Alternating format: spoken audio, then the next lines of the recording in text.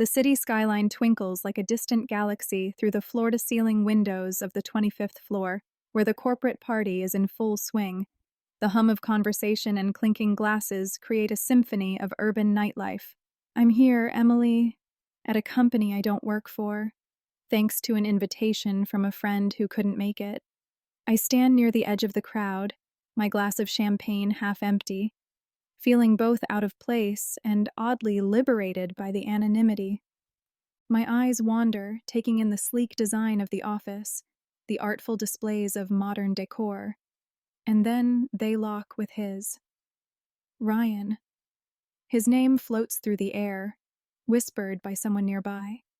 He's across the room, engaged in conversation, yet his gaze finds mine with an intensity that feels like a physical touch. There's something about him, an aura of mystery and confidence that pulls me in, like gravity. I've been with James for what feels like forever. He's my rock, my safe harbor, but lately, our life together has felt more like a well-worn path than an adventure. Tonight, though, I'm not Emily, the girlfriend in a stable relationship. I'm just Emily, a woman at a party, feeling the thrill of the unknown. Ryan excuses himself from his conversation, his movements deliberate, and he makes his way towards me. My heart beats a little faster with each step he takes. "Enjoying the view?" he asks, his voice smooth, his eyes not leaving mine. "It's breathtaking," I reply, not sure if I'm referring to the city or him. We talk, or rather, he talks, and I listen captivated. His words are like a dance, weaving through topics with an ease that suggests he's used to charming. But it's not just his charm that captivates me. It's the way his gray eyes seem to see right through me, igniting a spark I thought had long been extinguished. As the night progresses, the crowd thins out and the music softens to a seductive jazz. Ryan suggests a tour of the office, his hand lightly brushing against mine as he leads me away from the party. The touch sends a shiver down my spine, a mix of excitement and a warning of the precipice I'm approaching. We walk through the dimly lit corridors, the city lights casting shadows that dance on the walls. He shows me the conference rooms, the break areas, and finally, we stop at a large office with a panoramic view. "This is where I work," he says, his voice low, almost a whisper. The room feels both expansive and intimate, the city below us like a silent witness to whatever might unfold.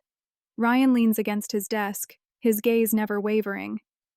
"You seem like someone who's looking for something," he observes, his words hanging in the air like a challenge. I take a step closer, the space between us charged with an electric tension. "Maybe I am," I confess, my voice barely above a whisper, betraying the storm of emotions inside me. He reaches out, his fingers tracing the line of my jaw, tilting my face up to meet his. The touch is gentle yet firm, a silent promise of what could be. My breath catches as his thumb brushes over my lips, and for a moment, the world outside this office fades away. The air around us thickens with desire, and I can feel the pull of the unknown, the allure of stepping out of my comfort zone. But there's also the weight of my life with James, the stability, the predictability, all hanging in the balance. Ryan's hand moves to the small of my back, drawing me closer, his breath warm against my ear as he whispers, "Sometimes you need to let go to find what you're truly looking for." The suggestion in his words, the proximity of his body, it's all too much. My mind races with the implications, with the thrill of the forbidden, and yet, there's a part of me that's terrified of what this moment could unravel. I pull back slightly, my heart pounding not just from desire, but from the fear of what I might lose. I should go," I stammer, the reality of my situation crashing back into focus. Ryan nods, understanding in his eyes, but there's a hint of disappointment too. "Of course, Emily. But remember, the door to this office, it's always open." I leave the room, my steps quickening as I navigate back to the party, the sounds of laughter and music now feeling distant and hollow. My mind is a whirl of confusion, guilt, and a lingering desire for something more than what I've known. The next morning, I wake up next to James, his arm draped over me in our familiar, comforting bed. The light filters through the curtains, casting a soft glow over his peaceful face.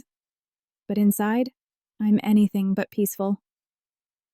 The memory of Ryan's touch, his words, they linger like a ghost, haunting me with what could have been. I feel torn, caught between the life I've built and the life I've just glimpsed. The guilt is there, a heavy stone in my stomach, but so is the confusion, the thrill of having felt alive in a way I hadn't in years. I turn to look at James, his face so familiar, yet in that moment, he feels like a stranger to the part of me that yearned for something more, something different. The days that follow are a blur.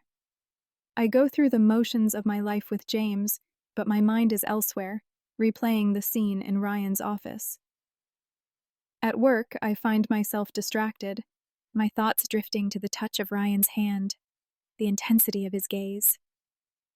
It's like a forbidden fruit, now tasted, and its allure only grows stronger with each passing day. James notices the change in me, though he doesn't know the cause. "You've been quiet lately," he says one evening over dinner, his voice laced with concern. "Is everything okay?" I nod, forcing a smile, but the lie tastes bitter. "Just work stress," I reply, avoiding his eyes, the guilt gnawing at me. How could I tell him about Ryan? About the desire that has taken root in me, threatening to upend our life together? The next week, I receive an email from Ryan. It's professional, an invitation to a business seminar where he'll be speaking. My heart races as I read it, the implications clear. He's giving me an opportunity to see him again, to perhaps explore what we left unfinished. I debate internally, the allure of seeing Ryan again pulling against the stability of my life with James. The seminar is on a Friday, a day when James usually works late. I tell myself it's just a professional event, but deep down, I know it's more than that. The day of the seminar arrives, and I dress with more care than usual, choosing an outfit that feels both professional and subtly seductive. As I walk into the venue, my heart pounds with anticipation.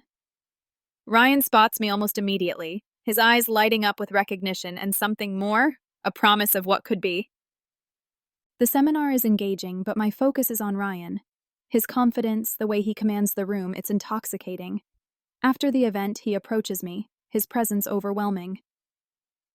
"I'm glad you could make it," he says, his voice low, meant only for me. We end up at a nearby bar, the atmosphere intimate, the lighting dim. We talk about everything and nothing, the conversation flowing as freely as the wine. Each word from him feels like a caress. Each laugh shared a secret pact. The night deepens, and with it my resolve weakens. "I should go," I say, but there's no conviction in my voice. Ryan's hand finds mine under the table, his touch electric. "Stay," he whispers, his eyes holding mine, a silent plea wrapped in desire. The conflict within me is palpable. I know what staying means, what it could lead to.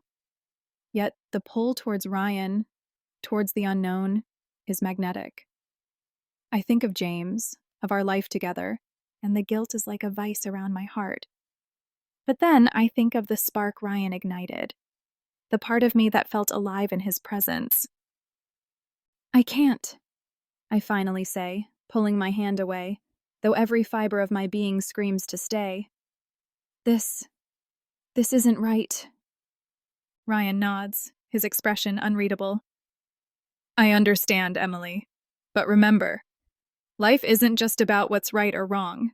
Sometimes it's about what feels true." I leave the bar, the cool night air doing little to clear my mind. The walk home feels like a journey through my own conscience. Each step is heavy with the weight of my choices, the allure of Ryan, and the comfort of James. Back at home, James is already asleep, his breathing steady and comforting. I slip into bed beside him, feeling like an intruder in my own life.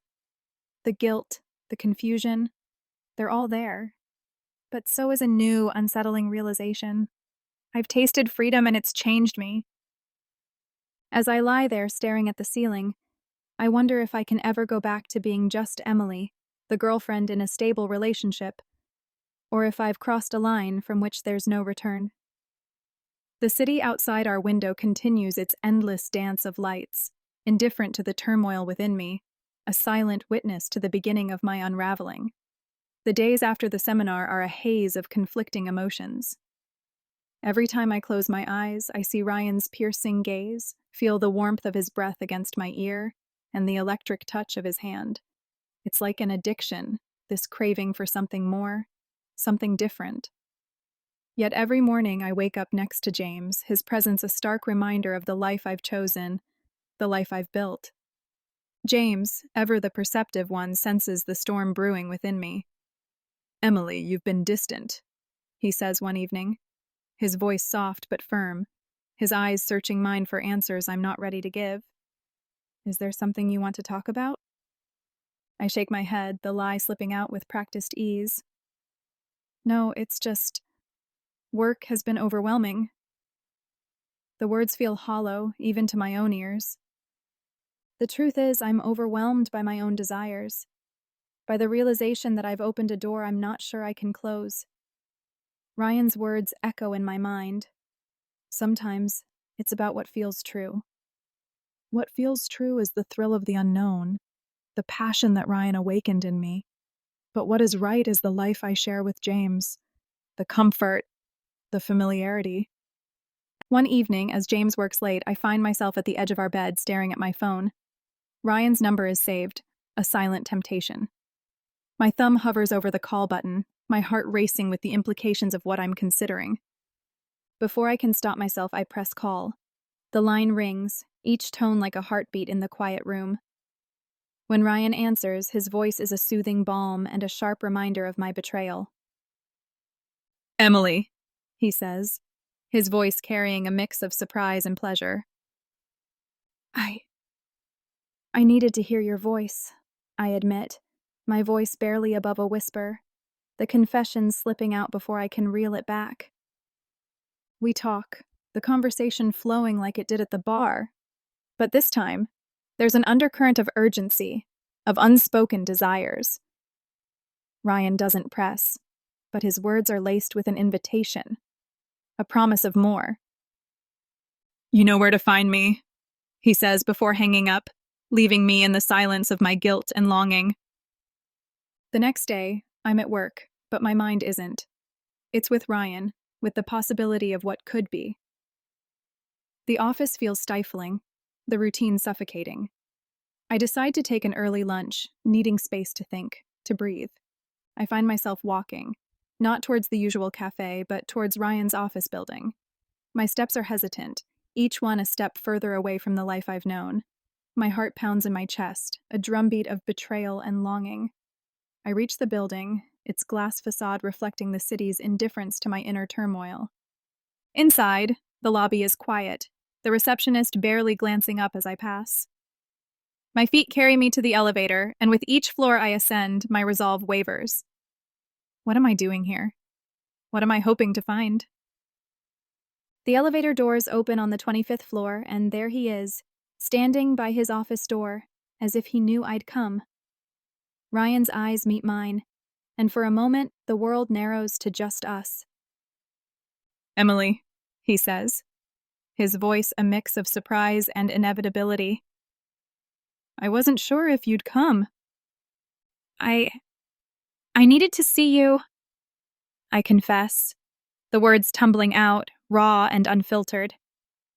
He steps aside, inviting me in. The office is just as I remember, the city sprawling below, a silent witness to our unfolding drama. Ryan closes the door, the click echoing like a decision made. We stand there, the space between us charged with the electricity of our last encounter. His gaze is intense, searching, as if trying to read the turmoil in my eyes. "You've been thinking about this, haven't you?" he asks, his voice low, almost a whisper.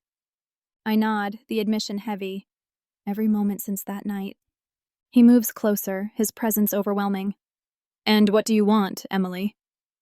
His question hangs in the air, a challenge, an invitation. I look at him, really look at him, seeing not just the allure but the man who could unravel everything I've built. I want to feel alive, I say, my voice steady despite the storm inside. I want to feel like I'm not just existing, but living. Ryan steps forward, his hand reaching for mine, his touch igniting the fire I've been trying to suppress. Then let's live, he murmurs, pulling me into an embrace that feels like both a promise and a farewell. The kiss is intense, a collision of desire and guilt, of freedom and betrayal. His hands roam, igniting every nerve, every dormant desire. The world outside fades, and for a moment, there's only us. The heat, the passion, the forbidden thrill. But as the kiss deepens, reality crashes back. I pull away, my breath ragged, my mind a whirlwind of emotions. I can't do this, I whisper, the words tasting like defeat. Ryan's eyes search mine, understanding dawning. Why not? Because, I start, my voice breaking, because I love James, and I can't betray him like this. Ryan steps back, his expression a mix of acceptance and regret. I understand, Emily. Love is complicated, and it's not just about the passion or the thrill. It's about commitment, about the life you've built. I nod, tears welling up in my eyes, not just from the guilt, but from the realization of what I've been searching for. I thought I wanted something different, something more, but maybe what I really needed was to appreciate what I already have. He gives me a small, sad smile. Sometimes, we don't see the value in what we have until we're on the verge of losing it. Ryan's office, once a symbol of temptation, now stands as a monument to my moment of realization and the choices I've made. Don't forget to subscribe, like, and comment if you enjoyed this story. This will help us create more engaging stories for you.